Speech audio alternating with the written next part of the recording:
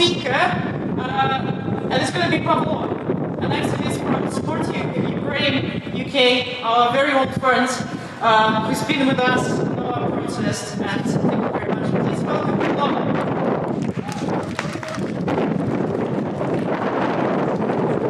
All together, we will win.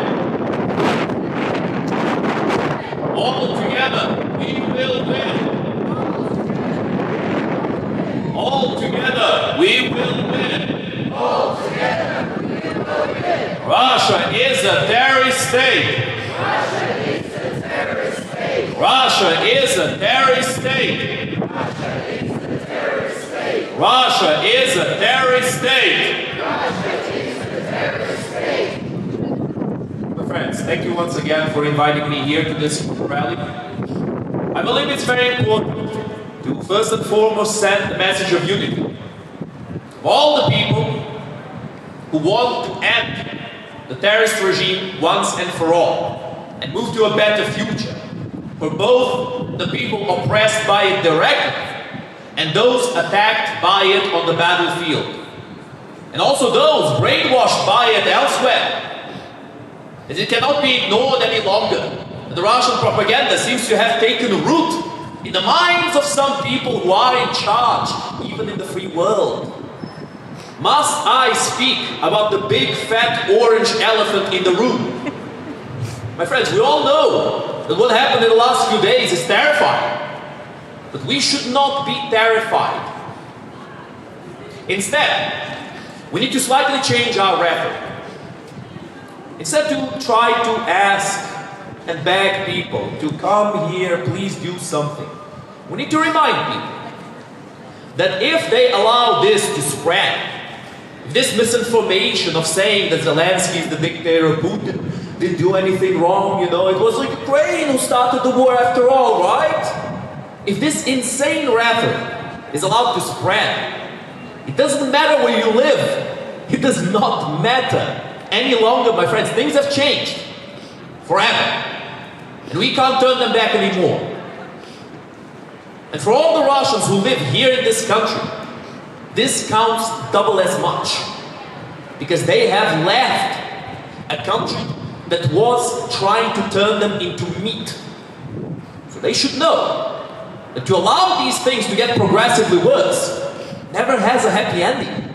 Putin did not just walk into the Kremlin, snap his fingers and say, that's it. He didn't do that. He walked in and he slowly started eroding the fragile democracy that was taking place in post-Soviet Russia. So fragile it was that it was not very difficult to erode it in the first place. But there was a possibility for change. There was a possibility for something better.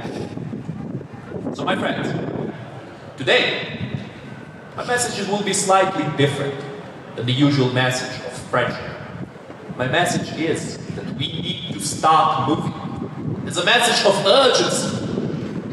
We need to start speaking out openly about this situation at hand. Trump is not afraid of speaking out, and if he's not afraid of saying the stupidest, most idiotic things ever imaginable, why should we be afraid? For those people who are afraid of persecution by Russia here, let's stop with the jokes, my friends. The FSB is already stretched to the limit. There's no snipers for the rooftop. You can speak unafraid in this country. For those Russians who claim they are against Putin and yet sit at home, because on the one hand, if they come out to the street, it's too much, it's scary. But if the rally is small enough, or you say a rally, it doesn't matter. On the other hand, this silly behavior is not limited to the Russians, my friends. I regret to say, to an extent, some fallacies can be applied to the Ukrainians also. For example, the Russian support is to finally be accepted as it is. And I don't mean the Russian quote-unquote opposition that wants to end the war, but not give anything back to Ukraine. In other words, a big fat slap in the face of the very idea of opposition. My friends, those who say they are the opposition against Putin, but who do not want to reform Russia fully, to get fully out of Ukraine, these people are not the real opposition. They're just trying to do the same thing, but with a few extra steps to make it nicer. They want to rob you and then convince you that they were right in doing as such. I do not encourage anybody to walk bare-chested into spears and swords. I do not encourage anybody to simply start a revolution out of scratch. However, a grassroots movement is necessary, my friends. For those who are here today, thank you for coming. But this is not it. We need to speak to those who claim to be against the terrorist regime, to act decisively at long last, or be silent forever. The peace of the graveyard, that is Ruski Mir. And for those who are willing to live in it, welcome. But we must not allow that to happen, my friends. Because I'm certain there are people, especially here, in this agglomeration of people who want to send a message, especially among you. I know that there will be people who will say no. In fact, we need to all say no to this. We need to expose Trump's false rhetoric for what it is. We need to expose the Russian terrorist regime's misinformation for what it is. And we need to move on, my friends. We can't be stuck in the same place, always doing the same moves, expecting it to work. That's the definition of insanity. The definition of insanity is to keep doing the same thing over and over again, whilst expecting a different result. No more. For those who are afraid of showing their faces, come with masks. For those who live elsewhere, too far to come, contribute online, whether by helping or by donating. There are no problems with no solutions. Where there's a will, there is a way. And most importantly, my friends, most importantly of all, I understand the stress, I understand the despair. I am feeling it right now, you can trust me on that. If you go to our rallies on 10 Downing Street, you will see that it's a big fat rant against Trump for 2 hours straight. If you're curious, come along. It's quite a sight, I hear. People even tell me, oh, you need to calm down a little bit. You know, you're doing a bit too much. But my friends, I don't think we should like calm down in the sense that we should not be speaking out. We need to think straight. We can be thinking with our hearts, but we need to act at long last. And this idea, once again, this idea that, oh, you know, why come to the rallies, it's irrelevant, it's never going to change anything. Look where that got Russia. A depoliticized society, a post-truth society, where if you go to your average person and you ask them a few things about politics, they say, oh, you know, I'm not into politics, oh, I don't know, I'm not a politician. Look where that got them. Oh, I'm not a politician, so what are you? Are you a pig or a lamb? When humans give up their own humanity, when they lay it low for immediate comfort, that's what they become. In Russia, the state is treating people as such. You all know this as well as I do. So what's this conversation we sometimes hear from some of our own people too, some Ukrainians too? Don't think that I'm pointing fingers at anyone, my friends. We're together in this. And this flaw applies to everyone, Ukrainians, Russians, British, anyone. But my friends, it's no longer your neighbor's house that's burning, it's our house that's starting to burn. The garden is already on fire.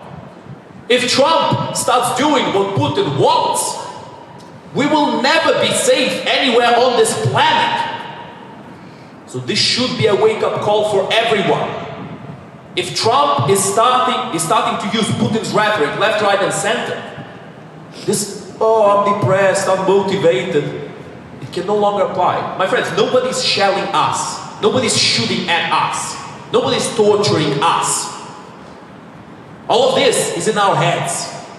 All of these depression things and all of that. We need to move. We need to move against the real enemy, not the enemy in our heads. We need to show up. We need to act.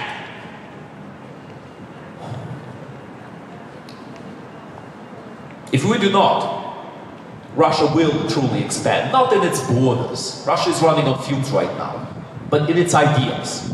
Individuals like Trump, like Orban, like Fico, they want other world leaders to be the same as them, to be kleptocratic maniacs, like Elon Musk, for example. Did you see what Elon Musk's kid did in the White House? He came near Trump, he wiped his boogers on the table on which Trump was signing all of those treaties. And then he said, "You need to shush your mouth, you're not the president." What a show of strength! I mean, he's a real man's man, isn't he, Trump? He's a real manly individual, right? To have a kid tell you in your face, as the most powerful man on earth, you're not the real president, you need to get out of here. Weakness. Trump is betraying the free world. We cannot be standing on the sidelines for that, my friends. We need to come out, we need to speak up, and we need to act together, so that at long last, we will achieve that future which we envision with our actions, not by simply waiting for others to achieve it for us, with our actions. Because hoping that America is going to do it is pointless at this point. We need a united Europe at long last, and that includes Russia after Putin. And there will need to be a de-Putinization of Russia, just like there was a denazification of Nazi Germany after Hitler. Were people coming to the Germans and asking them, "Oh, would you like to, give us a little bit here, we'll give you some concessions"? No! They had to restructure their society completely. Look at Germany now. A while ago, there was this German fellow who came to us and started complaining about how dirty London is. I thought that my friend has a very easy solution to that, a united Europe. We're all going to be more efficient that way. The truth be told, at the end of the day, for Europe to be united, Putin needs to be brought down at long last. And the best way to do it is with your help, my friends. As no one understands Putin better than you do.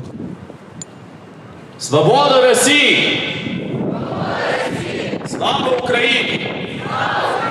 Свобода России! Слава Украине! Свобода России! Слава Украине! Путин капут!